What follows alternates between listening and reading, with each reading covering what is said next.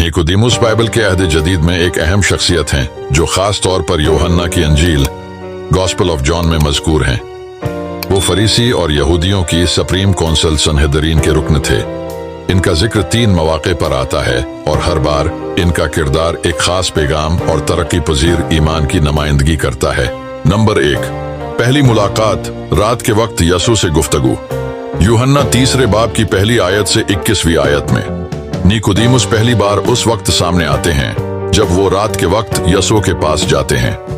उनकी ये रात की मुलाकात अक्सर इस बात का इशारा समझी जाती है कि वो यसू की तालीमात में दिलचस्पी रखते थे, लेकिन अवामी तौर पर इन्हें कबूल करने में हिचकिचाहट का शिकार थे।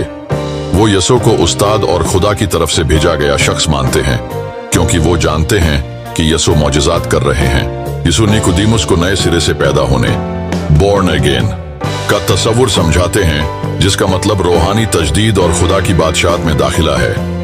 निकोदेमुस इस तस्वुर को लफ्जी तौर पर लेते हैं और सवाल करते हैं कि कोई शख्स बूढ़ा होकर दोबारा कैसे पैदा हो सकता है। यसू इन्हें समझाते हैं कि ये जिस्मानी नहीं बल्कि रूहानी पैदाइश है जो पानी और रूह के जरिए मुमकिन होती है।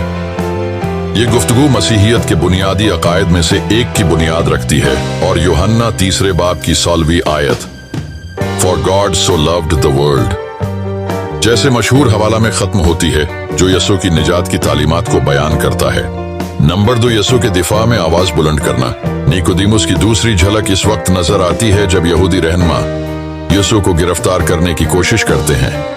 वो खामोशी से यसू के हक में बोलते हैं और अपनी सनहेदरीन कौंसिल के अराकीन से पूछते हैं कि क्या हमारी शरीयत किसी को सुने बगैर और उसके अम्माल का जायजा लिए बगैर उसे मुजरिम ठहराती है।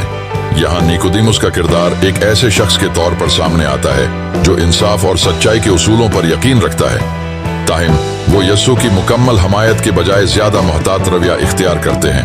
नंबर 3, यसू की तदफीन में शिरकत। यूहन्ना की इंजील में लिखा है, निकोदेमुस की आखिरी झलक यसू की मसलूबियत के बाद नजर आती है, जब वो यूसुफ अरिमतिया के साथ मिलकर यसू की तदफीन में मदद करते हैं।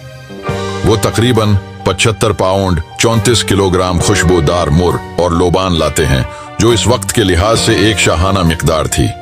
ये इशारा करता है कि वो यसू को इज्जत व एहतराम की नजर से देखते थे और मुमकिना तौर पर इन पर ईमान भी ला चुके थे। यहाँ निकोदेमुस एक खोले पैरोकार के तौर पर सामने आते हैं, जो अब किसी खौफ या छपने के बगैर यसू के लिए अपनी अकीदत का इजहार कर रहे हैं। निकोदेमुस का मजमूई किरदार और अहमियत। नंबर 1, रूहानी तलाश। निकोदेमुस का किरदार एक ऐसे शख्स की इक्कासी करता है जो सच्चाई की तलाश में है। नंबर 2, तहतयात से ईमान की तरफ बढ़ना। वो इब्तदा में है, खुफिया तौर पर यसू के पास जाते हैं, फिर आहिस्ता आहिस्ता उनकी हमायत में खुलकर सामने आते हैं। नंबर 3, यसू की तालीमात की तफहीम।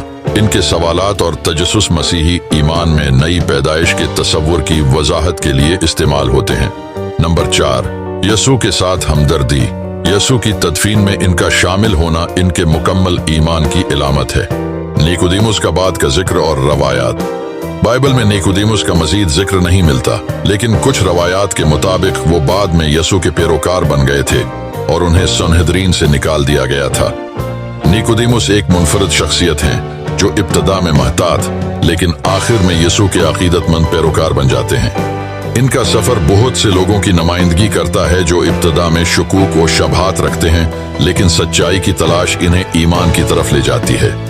अगर वीडियो अच्छी लगी हो तो इसे लाइक करें, शेयर करें और हमारे चैनल बाइबल की बरकत को सब्सक्राइब करना ना भूलें और अपने दोस्तों के साथ ज़रूर शेयर कीजिएगा और अपनी कीमती राय का इजहार ज़रूर कीजिएगा। God bless you all.